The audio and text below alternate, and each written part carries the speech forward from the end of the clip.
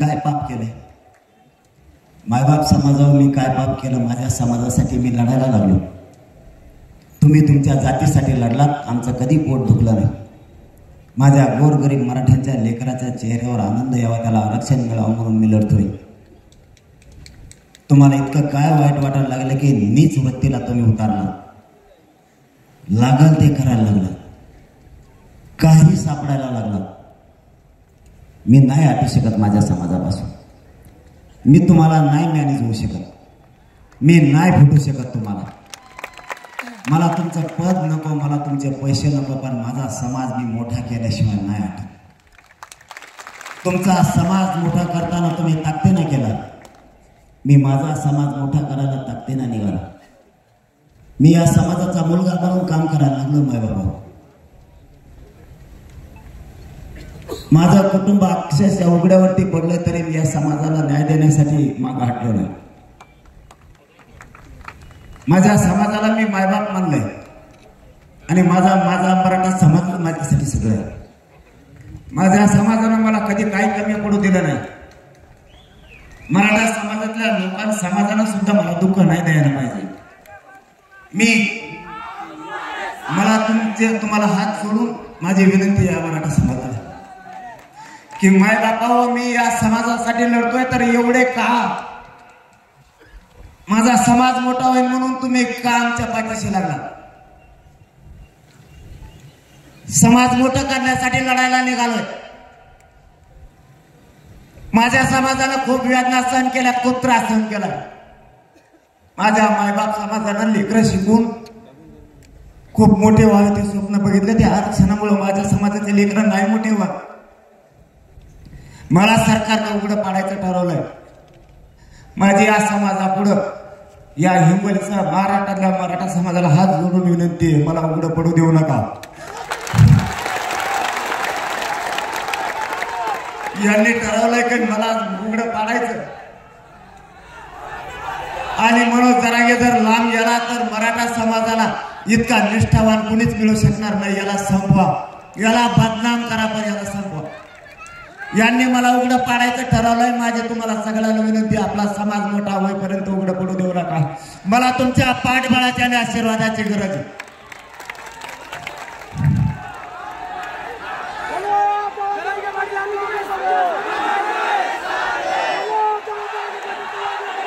मी यांना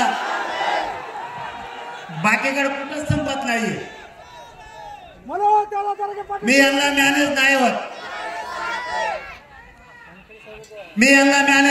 मी यांना नाही फुटत. यांनी लोक मारायला पाठवले तरी मी इतका कणखर मराठा आहे की मी यांच्या मनगटाला मनगट लावा सुद्धा माझ्या ताकद आहे. म्हणून ते तिथं हारते. फक्त यांनी मला उघडं पाडायचं ठरवलंय, मला एकटं करायचं ठरवलंय. त्यांना माहिती आहे याला मुद्दाम बदनाम करून टाकायचे. मराठ्यांचेच लोक फोडून मराठ्यांना पत्रकार परिषदा घ्यायला लावायचे आणि याला बाजूला सरकायचं. हे निष्ठावान पोरग, याला जर बाजूला नाही सर केलं तर आपला कार्यक्रम लागल्याशिवाय राहणार नाही. काही करा पण या पोराला बदनाम करा. आणि आपले सुद्धा बिन लाजासारखे मराठ्याचे काही लोक आमिषावरती पत्रकार परिषदा घेऊन उलट सुलट बोलतात. माझ्याजवळ काहीच नाही, बदनामी होण्यासारखं माझ्याजवळ काही नाही. माझ्याजवळ पैसा नाही, प्रॉपर्टी पण नाही आणि मी कोणाचा 1 रुपया घेतला बी नाही. माझं फक्त एवढंच स्वप्न आहे, माझ्या गोरगरीब मराठ्याचे करोडोने लेकरं अधिकारी बनलेले, मला त्यांच्या अंगावर वर्दी चढलेले बघायचं, एवढंच माझं कट्टर स्वप्न आहे. आणि हे स्वप्न त्यांना खूप खुपायला लागलंय, त्यांचं पोट दुखायला लागलंय. याला हटवा, एक तर सरकार पडल, नाही तर हे आरक्षण देईल. मी काय करू? मी निष्ठावान आहे, माझी निष्ठा नाही विकू शकत. हा माझी एक चूक आहे, मी खरं बोलतो आणि ते समोरच्याला लागतो. माझ्या पोटात कपट नाहीये. मी कपटी भावनेनं कोणाशी नाही वागत. त्यामुळे समोरच्याला मी खपत नाहीये. मी निर्भीडपणानं समोर बोलतो. ते लोकांना सहन होत नाही. काही जणांना वाटतं पैसा आणि पद कमवले पाहिजेत. मला वाटतं समाजाचं रक्त पिऊन आपला संसार आपण मोठा करू नये. आपला समाज आपल्या समाजाच्या ताकदीवर मोठा झाला पाहिजे. आपले लेकरं राज्यापासून केंद्रापर्यंत अधिकारी बनले पाहिजेत. हे स्वप्न घेऊन मी रस्त्यावर आहे. तुम्हाला काय मागत नाही. कोणाच्या बोलण्यावर विश्वास ठेवू नका. आपली एकजूट कायम राहू द्या. फक्त एकच या हिंगोली जिल्ह्यातून महाराष्ट्रातल्या मराठ्यांना माझं मागणं आहे. मी तुमच्या बळावर लढतोय. कुटुंब असूनही नसल्यासारखं आहे मला तुमच्याशिवाय कोणी नाही. फक्त मला उघडं पडून देऊ नका आणि पाठबळाने आशीर्वाद कायम राहू द्या. याच्या छातीवर बसून तुम्हाला आरक्षण देतो. मी तुमच्या शब्दाच्या पुढे कधी नाही गेलो. तुम्हालाही माझी विनंती, नरड्याला येईपर्यंत विनंती, जवळ सहन होत आहे तोपर्यंत करूया.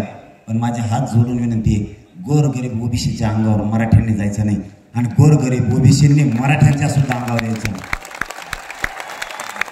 हे राजकारणी लोक आपल्या आपल्यात लावून देतील. कोणी मदतीला येत नाही. गोरगरीब मराठ्यावर आणि गोरगरीब ओबीसीवर केसेस होतील. कोणी 7-12 सुद्धा घेऊन येत नाही. छगन भुजबळला नाही कळणार. कारण त्याला वाटतंय तो जेलमध्ये जाऊन आला, सगळा ओबीसी जेलमध्ये गेला पाहिजे.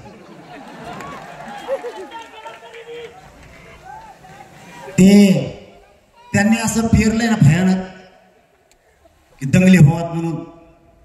मी तुमच्या साक्षीने तुमच्या मायबाप जनतेच्या पायाला हात लावून सांगतो, त्याचा कुठं डाव मी दंगल घडण्याचा यशस्वी नाही होऊ द्याला आणि पुढच्या काळात सुद्धा होऊ द्यायचा. ते काही टाकी ते मला काही नाव ठेवते. ते कसलं कारण दिसतं एवढं सखीचे. काय करायचं बघ छगन भुजबळ, मी कसला असतो तुला काय, मला काय लग्न करायचं पैसे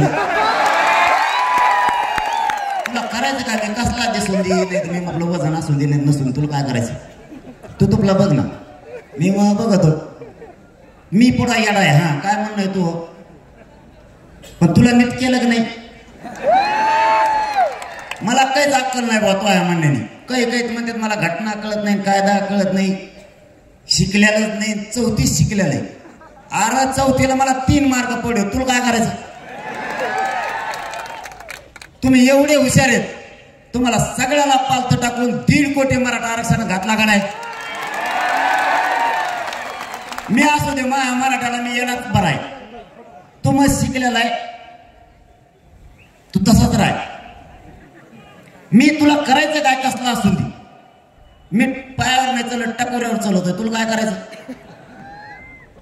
काही तर ते मला काही म्हणते. काही तर आता नवीनच लिहिलंय म्हणले काहीतरी मिथूनच हे म्हणले. मी तुला काय करायचं. मी मिथून असं नाही तर काही असं तुला काही घेणं आहे का. पण कुठे कसे जाम ठोकले ते, कस काय उलटे पालटे केले सगळे. मस्ती जिरीली का नाही. तुला करायचं काय. तू तुझ्या जातीचं बघ, तुझी जात मोठी करायचं बघ. लोकांचे माप घेतो कशाला. आणि मग माप घेता घेता 26च्या धुरे होताने करून घेतले. आता तर 200च्या करणार आहेत आम्ही. मग आमच्या नादी लागलं खलास. 200 सुपडा साप कायम घरी. नुसतं जमिनीवर बसायचं माती टोकरायची. मग कस काय पडलो, कस काय पडलो, कस काय पडलो, कस काय पडलो. दुसरं काही कामच नाही करायचं, नुसती माती टोकरायची. मराठ्याच्या नादी लागले कार्यक्रम. मायबापा एकजूट असू द्या.